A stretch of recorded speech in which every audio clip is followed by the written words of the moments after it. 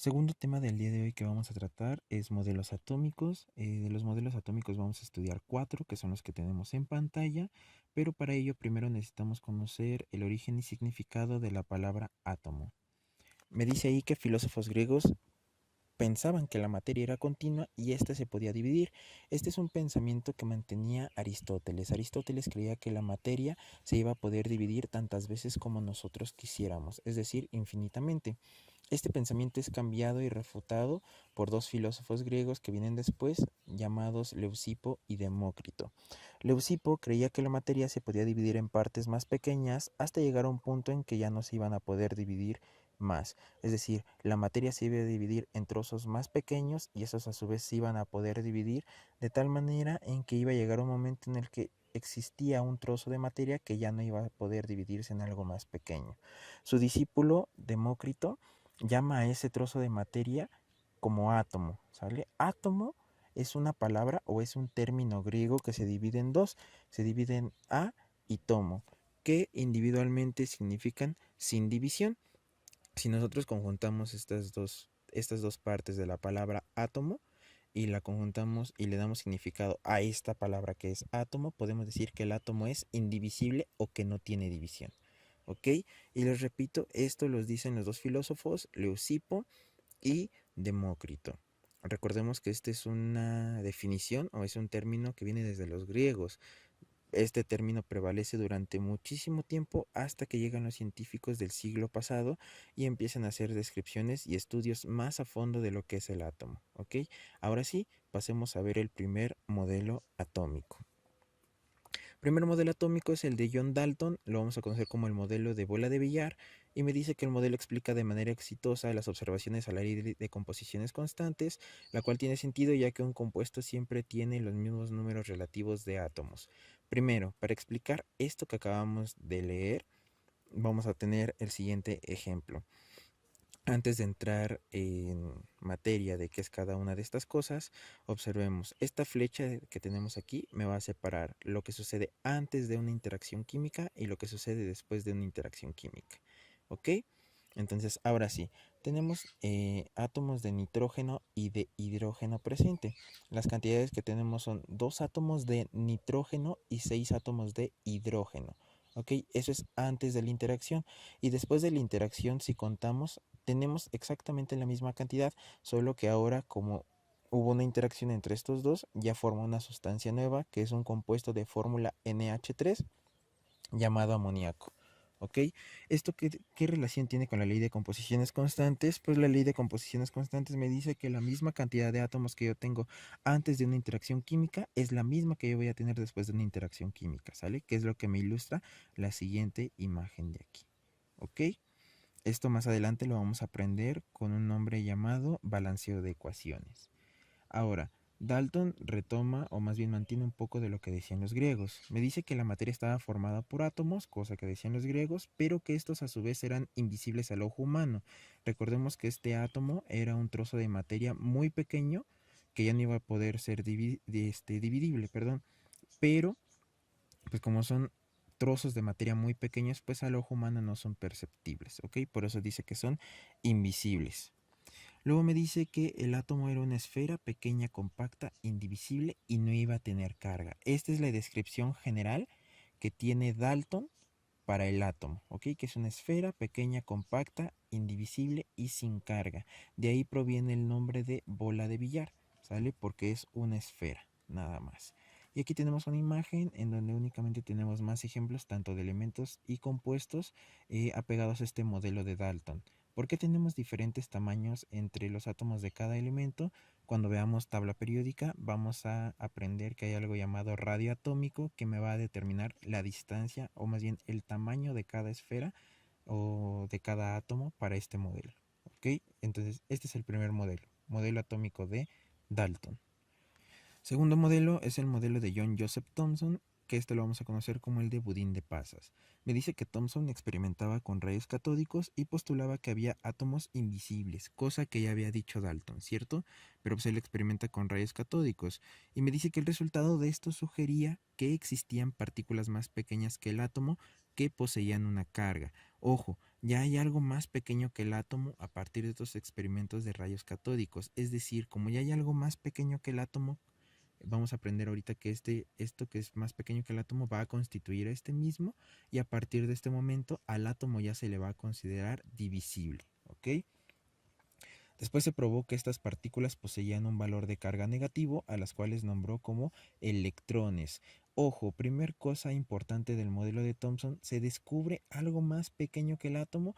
Ese algo más pequeño del átomo tiene una carga negativa y se llaman electrones, ¿sale? Se descubre el electrón que posee carga negativa y tiene una masa. Y el electrón simbólicamente lo vamos a representar como una letra E minúscula y una carga negativa, ¿ok?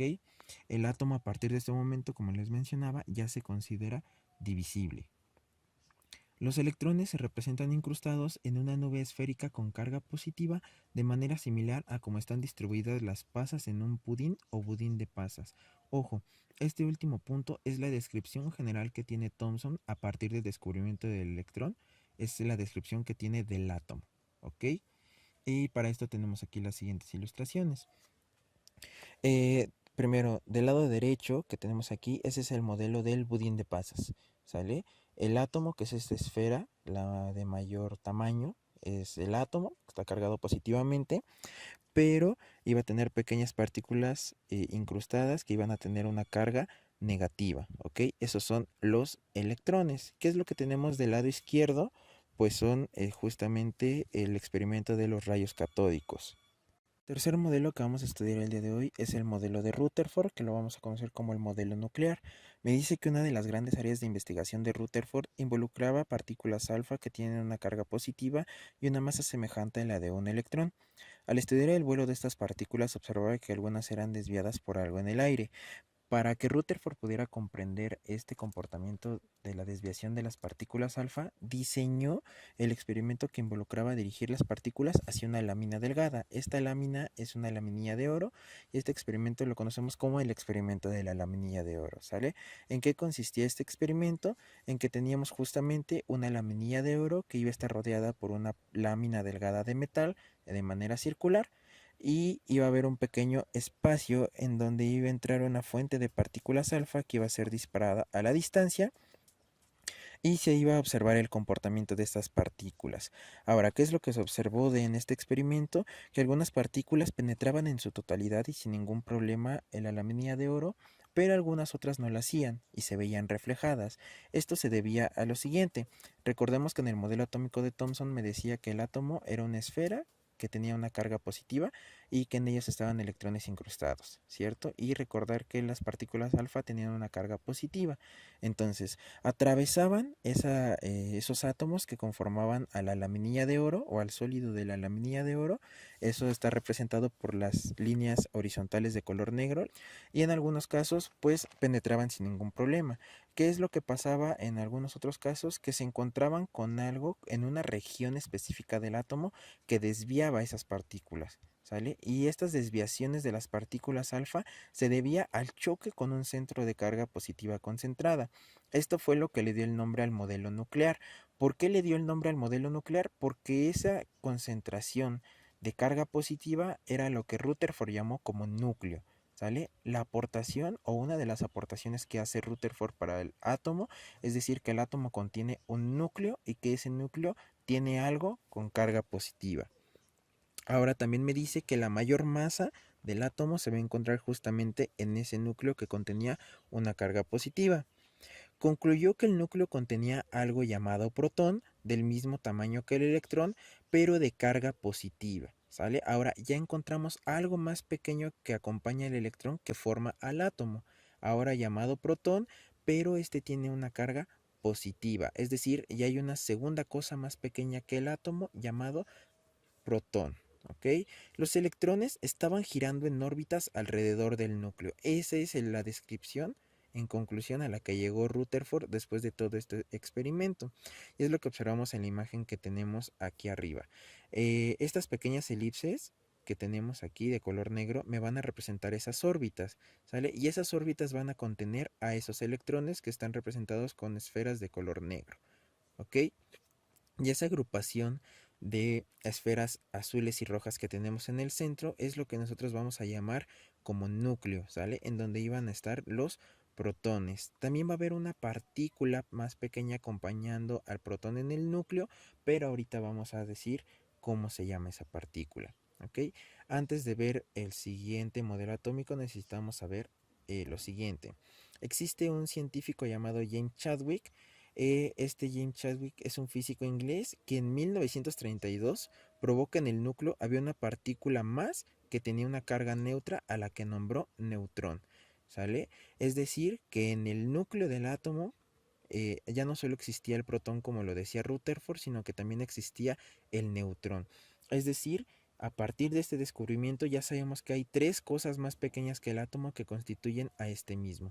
El protón y el neutrón que se encuentran en el núcleo y los electrones que están girando alrededor de este mismo, ¿sale? Un neutrón tiene una masa mucho mayor que el electrón, pero no posee carga. Y este neutrón lo representamos con una letra n minúscula y con una carga de 0, ¿sale? Porque pues está neutro. Ahora sí, veamos el último modelo atómico. El modelo atómico de Bohr lo vamos a conocer como modelo planetario. Me dice que el modelo fue propuesto por el físico danés Niels Bohr para poder explicar cómo los electrones pueden tener órbitas estables alrededor del núcleo. Para explicar esta estabilidad, propone que los electrones se encuentran en orbitales circulares específicos, ocupando primero los orbitales más cercanos al núcleo, es decir, los que tienen menor energía. Retoma un poco Bohr lo que decía Rutherford, pero Rutherford me dicen que eran elipses y Bohr ahora lo que me dice es que son circunferencias, ¿sale? O orbitales circulares. Me dice que estos orbitales específicos se caracterizan por un nivel energético. Ojo, hablar de esto de nivel energético me va a introducir a algo llamado química cuántica. Ahorita vamos a hablar un poquito de eso. Me dice que cada órbita se definía con el número entero n que tiene valores desde 1 hasta el 7, ¿ok? Es decir, que este nivel energético o este nivel de energía que hacía a mi órbita iba a estar dado por un valor numérico específico, ¿ok? Este número n recibe el nombre de número cuántico principal, en química lo vamos a llamar nivel de energía, y este nivel de energía o cada nivel de energía, es decir, desde el 1 hasta el 7, va a tener una determinada cantidad de electrones. Esa determinada cantidad de electrones la vamos a poder cuantificar mediante esta fórmula que es 2n al cuadrado, en donde la n me representa el nivel de energía que esté, ¿sale? Entonces vamos del nivel de energía desde el 1 hasta el 7, ¿ok? Me dice que los niveles de energía son iguales a los periodos en la tabla periódica. Todavía no sabemos qué es un periodo de la tabla periódica, pero si nos vamos a la tabla periódica, vamos a ver que tenemos ordenamientos verticales y horizontales. Pues los ordenamientos horizontales que tenemos en la tabla periódica son los que vamos a nombrar periodos. Por eso si contamos los ordenamientos horizontales de la tabla periódica son 7. Por eso decimos que nada más tenemos máximo 7 niveles de energía. ¿Ok? Y en cada nivel de energía iba a haber una determinada cantidad de electrones. Si nosotros utilizamos la fórmula de 2n al cuadrado, pues simplemente sustituimos a n como en cada nivel de energía y ahí podemos observar y cuantificar cuántos electrones admite cada nivel de energía, ¿ok? Máximo admite esta cantidad de electrones, no puede admitir más de la que ya está determinada por la fórmula. Puede admitir menos, sí, pero no más de esta determinada cantidad, ¿ok? Y aquí tenemos un par de representaciones del modelo atómico de Bohr. Lo vamos a llamar el modelo atómico planetario debido a que se asemeja un poco a nuestro sistema solar.